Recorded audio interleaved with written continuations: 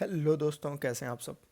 दोस्तों, paper 7 part 2 की lecture series में आपका स्वागत है। जैसा आपके आपको पता है कि हमने फर्स्ट लेक्चर अपना कंप्लीट कर लिया है। आज का हमारा टारगेट रहेगा आईएमएफ, उसके बाद हम बात करेंगे वर्ल्ड बैंक की, देन एशियन, सार्क, ब्रिक्स। कोशिश करूंगा कि मैं छोटे छोटे पार्ट्स में 7 से 10 मिनट के लेक्चर्स होंगे, मैं उनको निपटा दूं।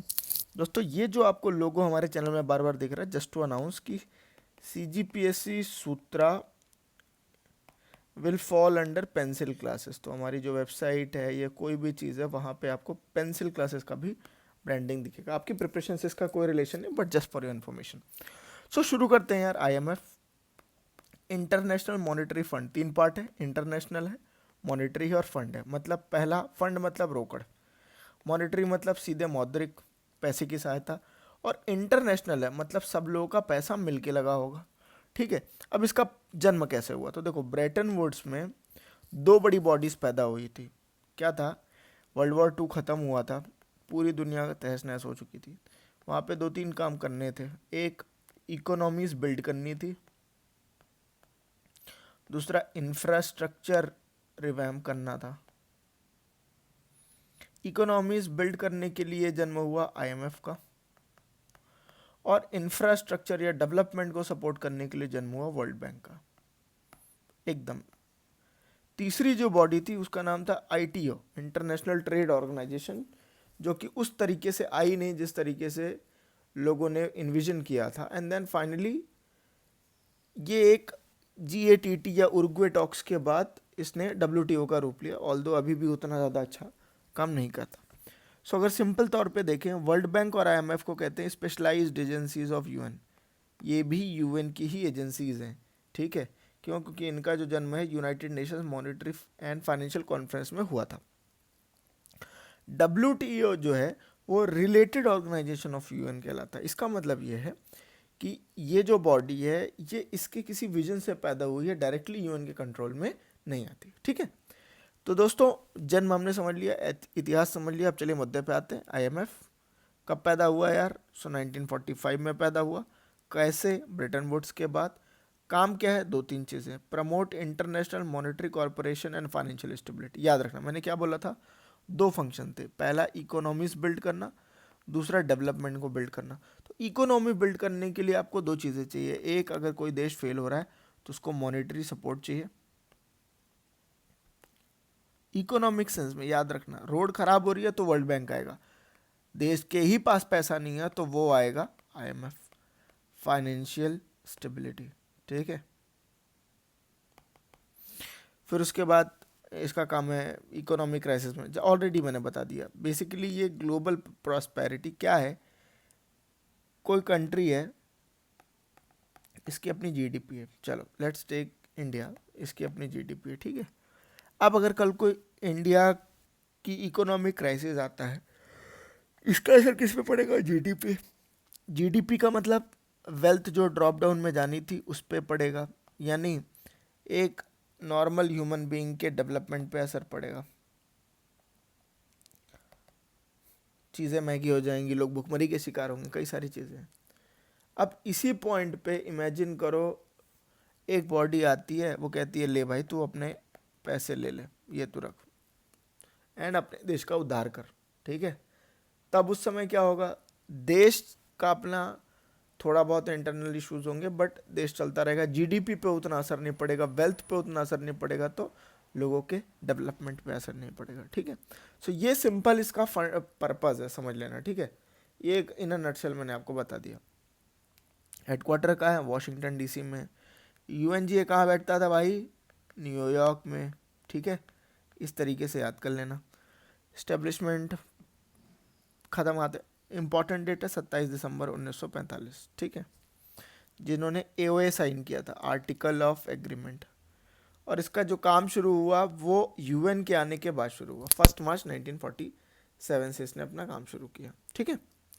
अब थोड़ा सा सिंपल समझ लो, मैंने ग्रेट डिप्रेशन बताया था, कई सारी दिक्कतें थी, अमेरिका वॉज एट द वर्च of economic failure. World war 2 आया, जिसमें इकोनॉमिक डिवास्टेशन हुआ, ट्रेड कोलैप्स कर गया, इकोनॉमीज बंद हो गई मोटा मोटी अगर देखा जाए तो। ठीक है। देन ब्रेटन वुड्स कॉन्फ्रेंस हुआ, 14 नेशन ने एक नया मॉनिटरिंग सिस्टम बनाया, जिसके बाद आईएमएफ और वर्ल्ड बैंक बने। सो कहीं ना कहीं इसका जो पर्पस था, वर्ल्ड को दोबारा खड़ा करना on the grounds of financial stability, economic strength. ठीक है, ये दो पर्पसेस थे इसके, और इसी पर्पस से जन्म हुआ इसका आईएमएफ का। ठीक है, अब ऑब्जेक्टिव क्या होगा? तो पहला मॉनेटरी कोऑपरेशन, भैया आपस में सब लोग मिल बांट के रहो यार, एक दूसरे को पैसे की जरूरत दो। दूसरा, इंश्योर एक्सचेंज रेट स्टेबिलिटी, मतलब एक डॉलर की कीमत स्टेबल होनी चाहिए एक रुपए के कंपैरिजन में, एक युआन के कंपैरिजन में, एक पाउंड के कंपैरिजन में। रीज़न क्या है? पूरा ट्रेड बैलेंस इसी इकोनॉमी पे खेल जाता है। चाइना ने क्या किया? चाइना अगर ट्रेड कॉम्पिटिटिव नहीं था तो उसने अपने येन की वैल्यू घटा ली। येन की वैल्यू घटाने से क्या हुआ? उसके सामान पहले से ही सस्ते थे, येन की वैल्यू घटने के बाद एक्सचेंज का इम्पैक्ट आने के बाद और सस्ते हो गए। देन इंटरनेशनल ट्रेड को हमको बैलेंस करके रखना। देन फाइनेंशियल असिस्टेंस देना, भैया कल को किसी को पैसे की जरूरत हो किसके पास जाओगे? बैंक कौन है? वो है आईएमएफ। हार्मफुल इकोनॉमिक पॉलिसीज को कंट्रोल करना, देन ग्लोबल प्रॉस्पेरिटी। मोटा मोटी यार यही है।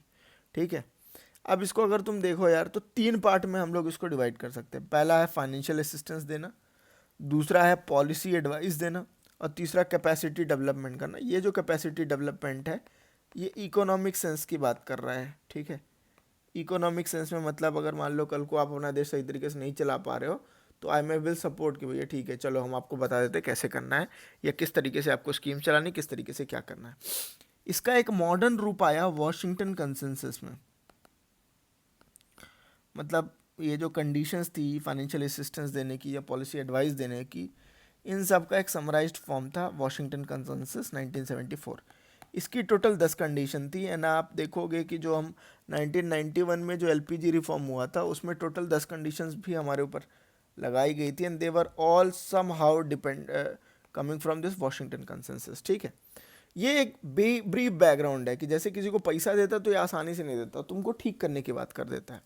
अब उसी को देते हैं कि पैसा कैसे देता है। ठीक है, चल पहला बात था फाइनेंशियल असिस्टेंस। अब ये बहुत अच्छी लाइन है, बड़े ध्यान से सुनते जाना। ये क्या है? Lender of last resort. किसी के पास पैसा नहीं होगा तब जा करके ये भाई अपना जेब खोलता है कि लो टेंशन नहीं लेने का, भाई है इधर, भाई पैसा देगा। किस किस केसेस में देता है?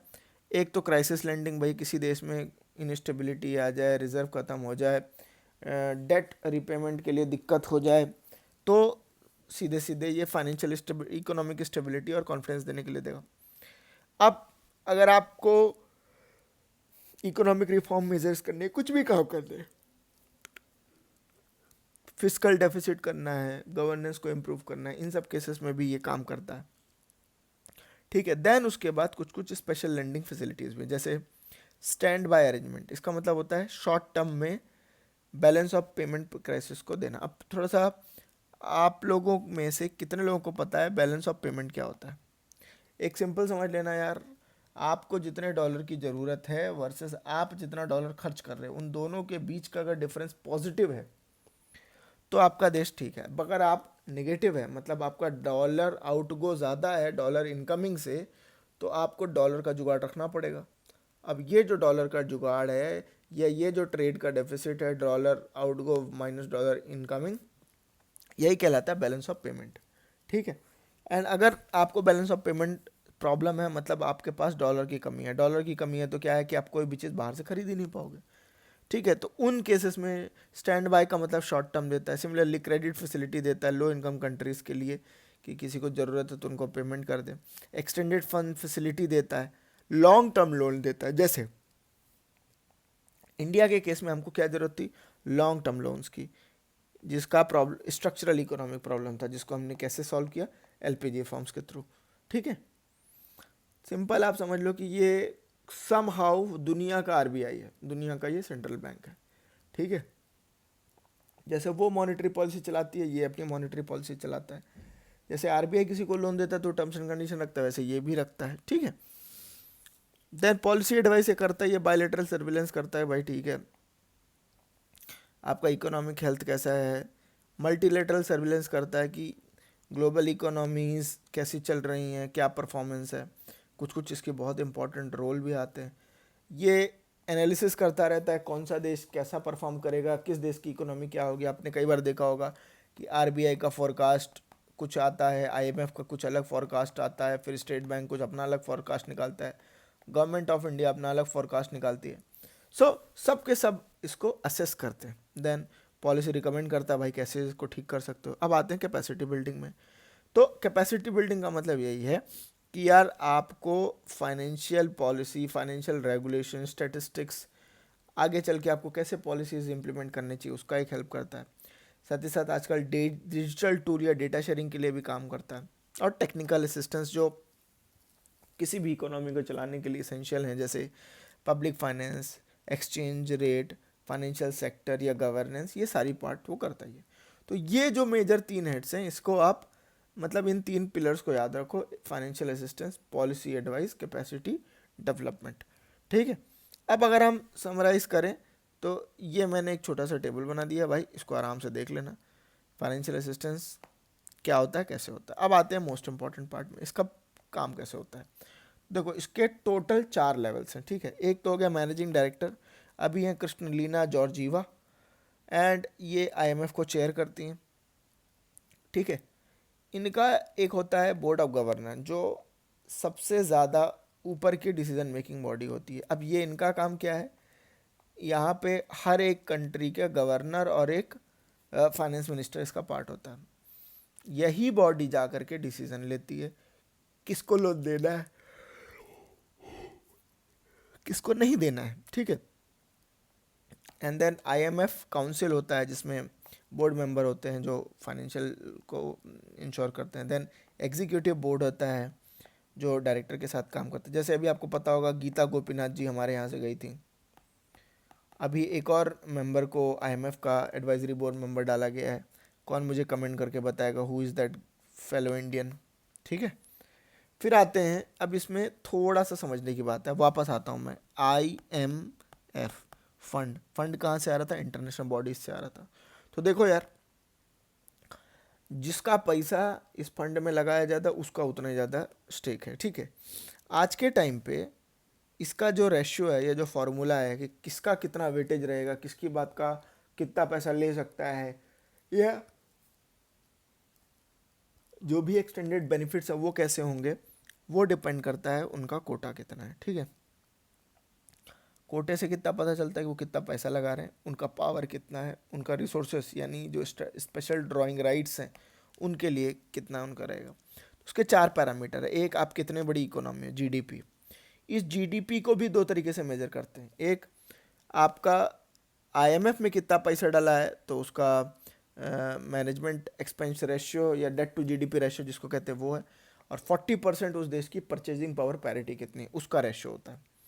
देन आपकी इकोनॉमी खुली कितनी है, यानी कितना ज़्यादा आप ग्लोबलाइजेशन या लिबरलाइजेशन को प्रमोट करते हैं, उसका 30% वेटेज है। देन इकोनॉमिक वेरिएबिलिटी, मतलब आपका देश कितना स्टेबल है। देन इंटरनेशनल रिजर्व्स, आपके पास फॉरेक्स रिजर्व कितने हैं। हमारे पास जैसे आपको पता होगा कि वी आर 700 बिलियन इकोनॉमी। सो कायदे से क्या है कि अगर हम 400 बिलियन पे भी हमारे पास सेम राइट थे, 700 बिलियन पे भी हमारे पास सेम राइट्स हैं आईएमएफ में, इसका मतलब ये कि ये टाइमली चेंज नहीं हो रहा है, अपने आप को ये अपडेट नहीं कर रहा है। जैसे हमारा पिछले 4-5 साल से 6 साल से 2.5% है हमारा कोटा इस पूरे प्रोसेस में। समझ लो आप क्या हाल है। कुछ कुछ देश का 18% है, कुछ कुछ देश का 40% है, तो भाई कुछ तो गड़बड़ है। अब इस फंड में क्या हो रहा था कि हर एक देश अपना तरीके से अपनी इकोनॉमी, गोल्ड को इस तरीके से अलग अलग तरीके से कंट्रीब्यूट कर रहा था। 1990 में एक स्पेशल ड्राइंग राइट्स मिले। अब ये स्पेशल ड्राइंग राइट्स का मतलब ये है कि कल को किसी इकोनॉमी को पैसे की ज़रूरत है, ठीक है, तो वो कितना अमाउंट यहाँ से ले सकता है, ठीक है, बेसिकली। अब वो अमाउंट किस में रहेगा, वो उसको कोटा का वैल्यू होगा। जैसे 1 लाख आपका वोट है, या 1 लाख आपका कोटा है या SDR है, तो आपको इतना वैल्यू के लिए आप इंटाइटल्ड हो, टोटल पूल ऑफ मनी से आप इतने % के लिए हो। जैसे अगर IMF का टोटल कोटा ₹X है, उसका 2.5 के लिए हम एलिजिबल हैं। और ये जो स्पेशल ड्राइंग राइट्स हैं, इसके अंदर कई सारी इकोनॉमीज का करेंसीज का बास्केट है, जैसे डॉलर्स हो गया या स्टर्लिंग हो गया या पाउंड हो गया, मतलब डिपेंडिंग ऑन दी करेंसी, ये अलग अलग करेंसीज का ये कल्मिनेशन है, ऐसा नहीं है कि सिर्फ यहाँ पे डॉलर है। कुछ कुछ इंपॉर्टेंट पार्ट्स और भी है यार, जो आखिरी पार्ट्स में हम लोग कंप्लीट होने वाले लेक्चर में।